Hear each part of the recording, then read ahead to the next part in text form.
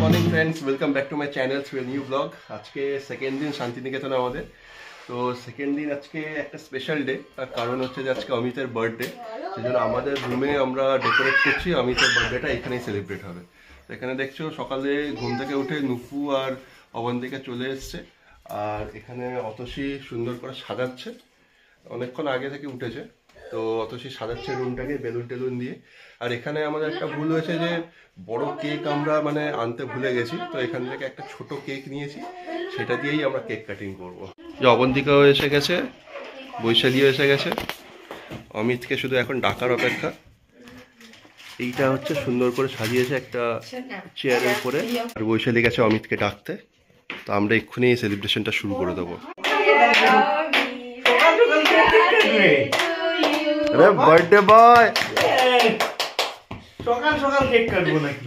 আবার কি সকাল সকালই তো কেক কাটতে হবে? 12টার সময় আমাদের কালকে আর এনার্জি ছিল না। তালি বাজা শরীনা বন্তিকা, তালি বাজা। লাইটগুলো জ্বালিয়ে দাও সব। চলো শুরু করে দাও কেক কাটিং। কেকটার যা সাইজ!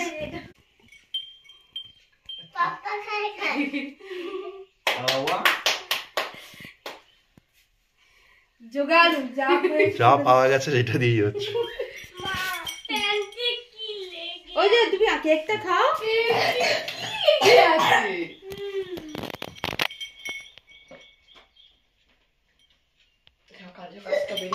Happy birthday. হাজারো সাল। ফার্স্ট কোথায় যাবো দাদা? মন্দিরে যাবো। ফার্স্ট মন্দিরে পুজো দিয়ে নি। কত সময় লাগবে মন্দিরে? কঙ্কালীতলা মন্দির। কঙ্কালীতলা মন্দির আমাদের হোটেল থেকে 20 কিলোমিটার, পৌঁছতে 30 মিনিট লাগে। মন্দিরের কাছে টোটোর মধ্যে আমরা জুতো সব রেখে দিলাম, এবার পুজো দেবো। মন্দিরের সামনে প্রচুর দোকান, যেখানে ডালা বিক্রি হচ্ছে, সবাই আমাদের ডাকছে।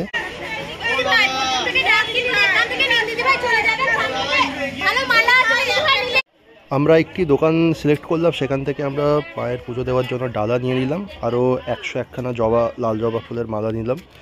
তো এইসব নেওয়ার পরে আমরা এবার মন্দিরে প্রবেশ করব।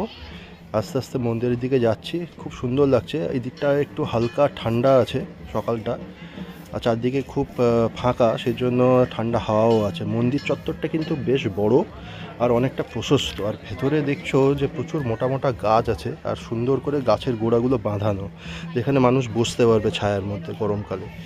এখন ভেতরে প্রচুর লাইন পড়েছে, দেখতে পাচ্ছ দূরে লাইন, আর এখানে লেখা আছে আই লাভ কঙ্কালীতলা। এটা বেশ চারদিকে ট্রেন্ডিং হয়েছে, এখন সব জায়গাতেই দেখি, ভালো।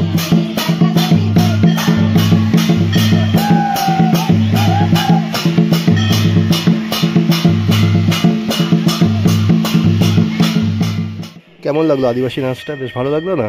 মন্দিরের ভেতরেই হচ্ছে, দেখে নিলাম। অতসী আর বৈশালী লাইনে দাঁড়িয়েছে, আর আমি আর অমিত একটু ভেতরটা ঘুরে নিচ্ছি।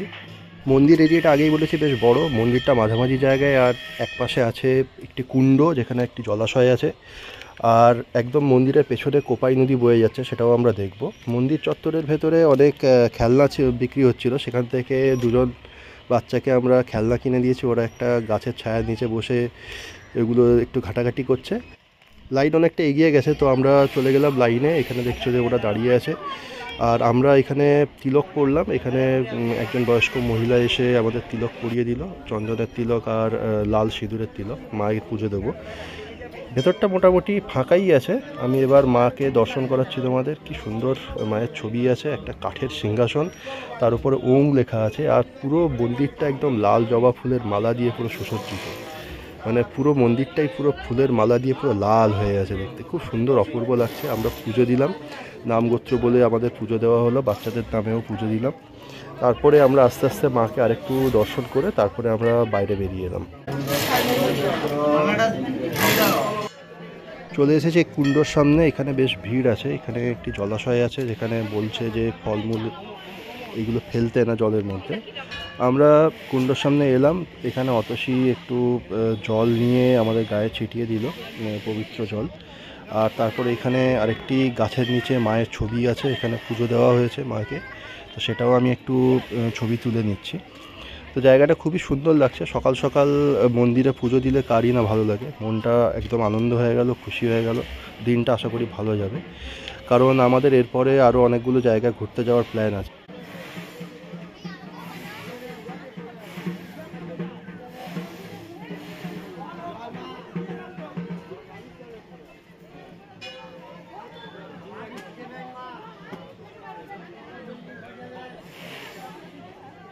যাচ্ছি কোপাই নদী দেখতে, একদম কঙ্কালীতলা মন্দিরের পেছনেই।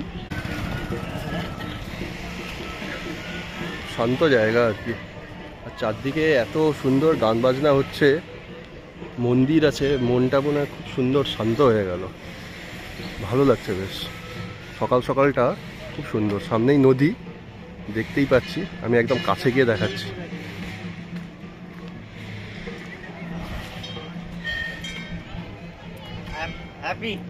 হ্যাপি, ভালো লাগছে। সকাল সকাল মন্দিরে পুজো দেওয়া হলো, খুব ভালো লাগছে মন্দিরে পুজো দিয়ে।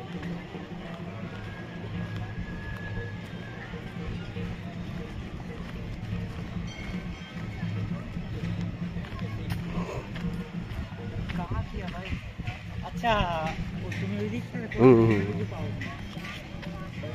আচ্ছা না উপায় নদীতে উপায় নেই।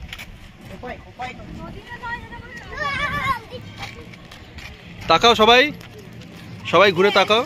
আমি টাকা জলটা এখন শুকিয়ে গেছে, মানে জলের গতিটা নেই, কিন্তু চওড়া আছে। সকালে না খাওয়া দাওয়া করে আমরা পুজো দিতে এসেছিলাম, সেজন্য প্রচণ্ড খিদে পাচ্ছে। এখন 10টা সাড়ে 10টা বাজে, সেজন্য টোটো দাদা আমাদের বললো যে একটা ভালো জায়গা আছে, সেখানে ব্রেকফাস্ট করা যেতে পারে। তো আমরা এখানে চলে এলাম। জায়গাটা খুব সুন্দর লাগছে, দেখো বেশ গ্রাম্য বাড়ি, আর বাইরে খুব সুন্দর ছবি টবি আঁকা আছে। তো আমরা ভেতরে গিয়ে বসলাম, কিন্তু প্রবলেম যেটা বুঝতে পারলাম যে এখানে সার্ভিসিং প্রচুর স্লো, কারণ এখানে প্রচুর লোক এসছে আর ওদের লোক কম। যাই হোক, আমরা একটু খাওয়া দাওয়া করার পরে নেক্সট ডেস্টিনেশন যেটা আছে সেটা 34 ফুট লম্বা বুদ্ধ মূর্তি, এইটা দেখার জন্য আমরা এলাম টোটো করে। তো ভেতরটা আমরা ঢুকতে পারিনি, কারণ লক করা ছিল, তালা দেওয়া ছিল, সেজন্য আমি গেটের বাইরে থেকেই যতটা পারছি আমি একটু দেখে নিচ্ছি।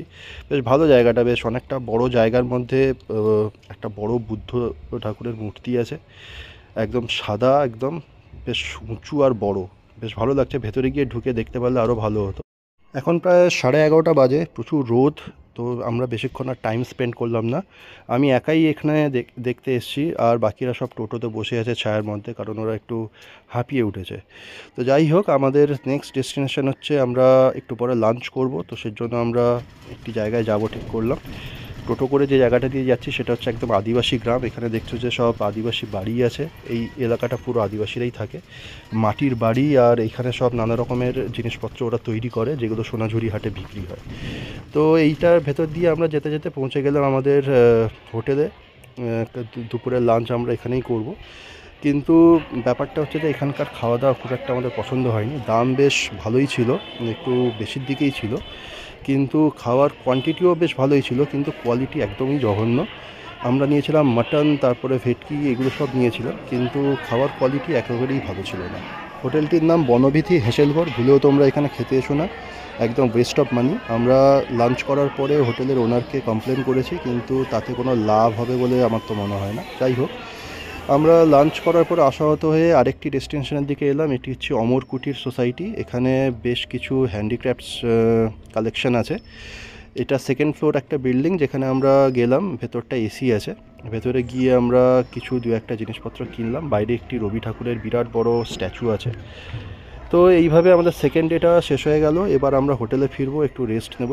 সন্ধ্যেটা আমরা রিল্যাক্সেশন আর কোয়ালিটি টাইম স্পেন্ড করবো বলে ঠিক করেছি। তো ভিডিওটা তোমরা এতক্ষণ যদি দেখে থাকো তাহলে নিশ্চয়ই ভালো লেগেছে তোমাদের। প্লিজ ভিডিওটা লাইক, কমেন্ট আর শেয়ার করো, আর চ্যানেলটা নতুন সাবস্ক্রাইব করে দিও।